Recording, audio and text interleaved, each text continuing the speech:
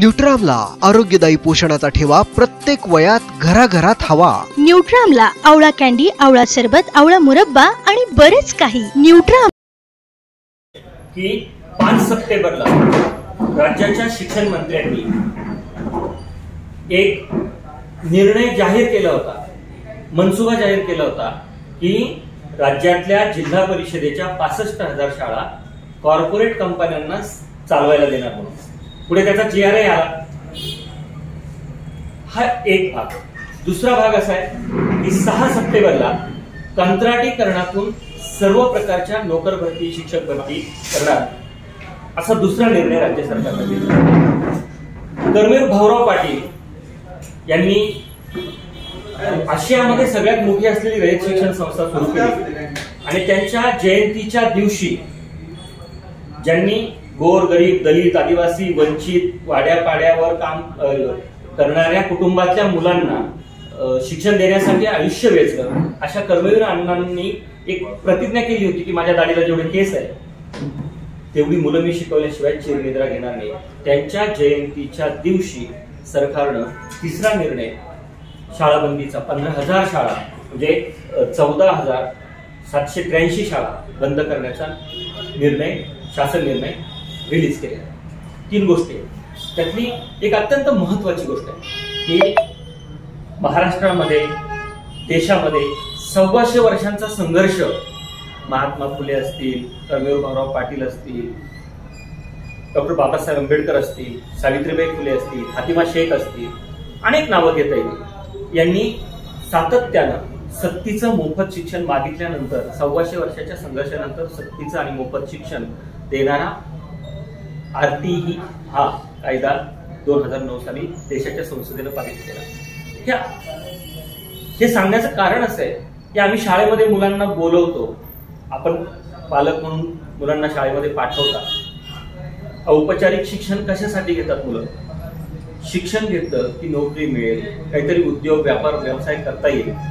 परंतु हे सरकारी नोकरीचं स्वप्न जे उराशी बाळगलेलं असतं, निम्न मध्यमवर्गीय असतील, मध्यमवर्गीय असतील, शेतकरी, कष्टकरी, मजूर घरातल्या मुलांना शिकायचं कशासाठी असतं? नोकरी करण्यासाठी शिकायचं। अत्यंत दुर्दैवाने 6 सप्टेंबरला राज्य सरकारनं सर्व सरकारी कर्मचारी, शिक्षक अशा सगळ्या जागा कंत्राटीकरणातून भरण्याचा निर्णय जाहीर केला की सरकारी नोकरीचं जे स्वप्न उराशी बाळगून मुलांना आम्ही शिकवत असतो, त्यासाठी 5वी पासून शिष्यवृत्ती परीक्षा आहे।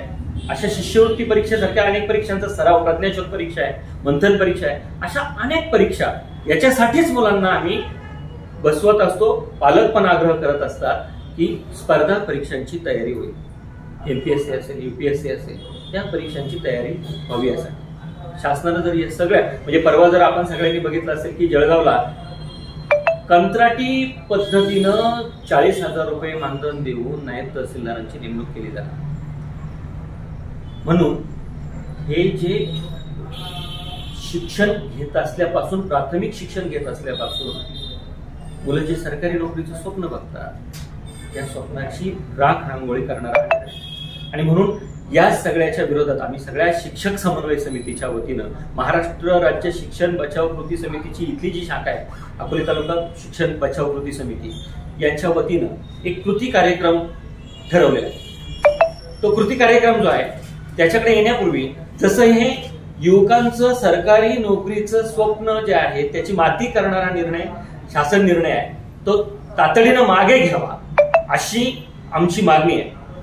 दुसरी मागणी आहे 15,000 शाळा, राज्यातल्या 15,000 शाळा बंद करण्याचा निर्णय सरकारने घेतलेला आहे।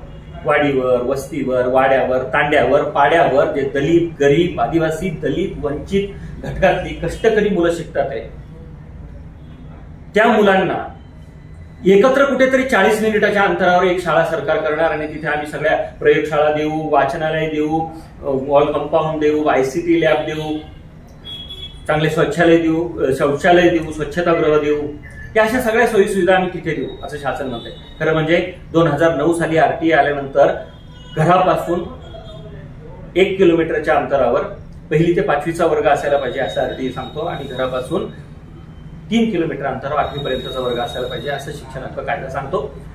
हा जो कायदा आहे सक्तीच्या आणि मोफत शिक्षणाचा, इथे सक्ती शासनावर आहे आणि मोफत बालकांसाठी पालकांसाठी. हा जो काही शाळाबंदीचा निर्णय सरकारनं घेतलेला आहे 22 तारखेला, तो आरटीची पायमल्ली करणार आहे आणि म्हणून आमची दुसरी मागणी आहे की हा शासन निर्णय विनाविलंब मागे घ्यावा. तर दुसरी महत्वाची गोष्ट आहे की आता सध्या ह्या शाळा ज्या आहेत या शाळांमध्ये नॅशनल करिक्युलम फ्रेमवर्क येतं, स्टेट करिक्युलम फ्रेमवर्क असतं, त्यानुसार अभ्यासक्रमाचं डिझाईन होतं, त्यानुसार पाठ्यपुस्तकं तयार होतात, त्यानुसार शाळांमध्ये शिक्षणाचं कामकाज चालतं, शिक्षकांचं प्रशिक्षण होतं. हे सगळं खासगी कंपन्यांच्या ताब्यामध्ये सरकार या सगळ्या गोष्टी जेव्हा देणार आहे त्यावेळेला शिक्षणाचा आशय कोणता असणार आहे? अनेक अत्यंत धोकादायक, अत्यंत गंभीर अशा प्रकारचे मुद्दे आहेत. आणि म्हणून जसं मी मगाशी सांगितलं की शाळा जेव्हा बंद होते, शाळा जेव्हा दूर जाते तेव्हा शिक्षण दूर जातं. उदाहरणार्थ अकोले तालुक्याचा विचार जर आपण केला तर 191 गाव आहेत, वाडे आहेत, पाड्या आहेत, दऱ्या आहेत, जंगलामधून मुलांना वाट काढून यायला लागतं, डोंगर आहेत. जेव्हा शाळा घरापासून दूर जाईल तेव्हा त्या मुलींपासून शिक्षण दूर जाणार आहे. कोपर्डीची घटना बघितली आपण. सुनसान रस्त्यानं जाताना मुली सुरक्षित शाळेमध्ये जातील आणि येतील असं पालकांना वाटणार नाही. ही काय केवळ मी एक भीती व्यक्त करतो असे नाही, याचे अनेक अभ्यास झालेले. घरापासून शाळा जेव्हा दूर असते जाते तेव्हा पुढच्या शिक्षणासाठी मुलींना पालक पाठवत नाही आणि मग 5वी नंतर 7वी नंतर या मुलींना बाहेर जर पाठवलं नाही पालकांनी तर ह्या शाळा पाहिजे होतील, शिक्षणाच्या प्रवाहातून बाहेर येतील. शिक्षणाच्या प्रवाहातून जेव्हा मुली बाहेर येतील तेव्हा त्या बालमजूर होतील. पालकांना एक प्रकारचं ओझं वाटायला लागतं डोक्यावरचं खांद्यावर आणून. जेव्हा शेतामध्ये या मुली कामाला जातील तेव्हा त्यांचे बालविवाह लावले जातील आणि अकाली मातृत्वाचे भोग या मुलींच्या नशिबी येतील. श्रीनिवास रेणुकर रस्त्या बालविवाहाच्या विरोधात चळवळीत काम करणारे इथे उपस्थित आहेत, पत्रकार आणि सामाजिक काम करणारे. त्यांनी या गोष्टींचा अनुभव घेतलेला आहे. त्यामुळं ही एक मोठी समस्या पण निर्माण होणार आहे, सामाजिक समस्या निर्माण होणार आहे. तरुणांच्या सरकारी नोकरीची राखरांगोळी होणार आहे. मग मुलांनी शिकून करायचं काय? हे सगळे प्रश्न घेऊन आम्ही 7 तारखेला शनिवारी 1 वाजता अकोले तहसील कचेरीवर मोर्चा काढणार आहोत. या मोर्चाच्या 3 मागण्या आहेत. कंत्राटीकरण जे केलंय नोकर भरतीमधलं तो GR 6 सप्टेंबरचा विनाविलंब मागे घ्यावा. दुसरी मागणी आहे कोणतीही शाळा बंद करू नये. शाळा बंद करायची असेल तर त्या संबंधानं अभ्यासगट नेमला पाहिजे. छोट्या शाळांमध्ये गुणवत्तापूर्ण शिक्षण मिळत नाही, मुलांचं सामाजिकीकरण होत नाही, वेगवेगळ्या भौतिक सोयीसुविधा पुरवताना अडचण येते असं सरकार म्हणतंय. मग सरकारनं सांगावं ना की शिक्षण हक्क कायदा आम्ही मागे घेतलेला आहे, मग आम्ही काही मागणी करणार नाही. शिक्षण हक्क कायदा म्हणतो की 1 किलोमीटर घरापासून 5वी पर्यंतची शाळा आणि 3 किलोमीटरच्या दायऱ्यामध्ये 8वी पर्यंतची शाळा असली पाहिजे. म्हणून आम्ही कायद्याला अनुरूप मागण्या आहे आमच्या. दुसरी अत्यंत महत्वाची गोष्ट आहे, आता कॉलेजमधले मुलं, तुम्ही जर तरुण मुलांशी संवाद साधला तर ते म्हणतात शिकून काय करू आम्ही, सरकारी नोकरी नाहीये. दुसऱ्या बाजूला कंपन्यांमध्ये प्रचंड मोठ्या प्रमाणावर रोबोट आणि एआयचा, आर्टिफिशियल इंटेलिजन्सचा वापर होणार आहे. मग या मुलांनी शिकून करायचं काय? म्हणून तरुण मुलांना आमचं आवाहन आहे की तुम्ही या आणि सरकारला जसं शाळाबंदी मागे घ्या आपण म्हणतोय तसं कंत्राटीकरणाचा GR मागे घ्या. तिसरी महत्वाची गोष्ट आहे की ज्या महाराष्ट्रामध्ये शाहू, फुले, आंबेडकर या सगळ्या विभूतींनी अत्यंत द्रष्टेपणाने निर्णय घेऊन एक सरकारी शिक्षण किंवा शिक्षणाच्या सार्वत्रिकीकरणासाठी पाया रचला, त्या महाराष्ट्रामध्ये या शाळा कंपन्यांना चालवायला देणं ही अत्यंत धोकादायक गोष्ट आहे.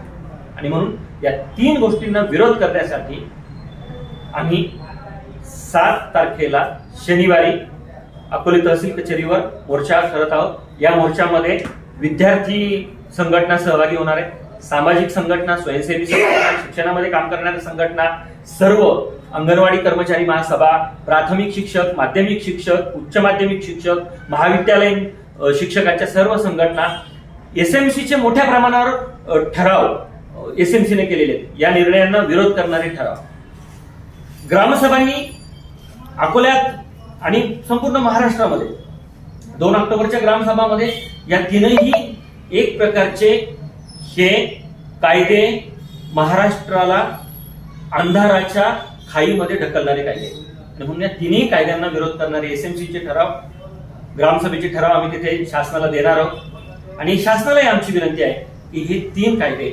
महाराष्ट्राला, प्रगत शैक्षणिक महाराष्ट्राला, एकेकाळी देशाच्या शिक्षणाची प्रयोगशाळा म्हणून ज्या महाराष्ट्राला संबोधलं जायचं त्या महाराष्ट्रालाही मागे नेणार आहे. तिन्ही कायदे मागे घ्यावे यासाठी आम्ही सगळेजण मोर्चामध्ये सहभागी होऊन विद्यार्थी, पालक, बालक, सामाजिक कार्यकर्ते, राजकीय, समाज सर्व क्षेत्रामध्ये काम करणाऱ्या कार्यकर्त्यांना, पालकांना, विद्यार्थ्यांना, तरुणांना आमचं आवाहन आहे की तुम्ही सगळे या, सहभागी व्हा आणि शासनाला आपण सनदशीर मार्गाने हे कायदे मागे घेण्यासाठी भाग पाडू. अकोले हा क्रांतिकारी तालुका आहे. 1935 साली जो जंगल सत्याग्रह झाला त्याची पहिली ठिणगी शेनीच्या संत टेकडीवर पडली होती आणि पुढे त्याचा वनवा भारतभर पेटला. जंगल सत्याग्रहाचे उदाहरण आपल्या समोर आहे. पाण्याच्या फेरवाटपाची चळवळ, त्याला एक महाराष्ट्राला धोरण घ्यायला भाग पाडणारा हा अकोले तालुका आहे. पुनर्वसनाचा एक पॅटर्न निळवंडे धरणाच्या रूपानं देणारा हा अकोले तालुका आहे. मीटर हटावची चळवळ इथे औरंगपूर नावाच्या गावामध्ये आणि त्या परिसरात सुरू झाली. पुढे महाराष्ट्रभर त्याचं लोन गेलं.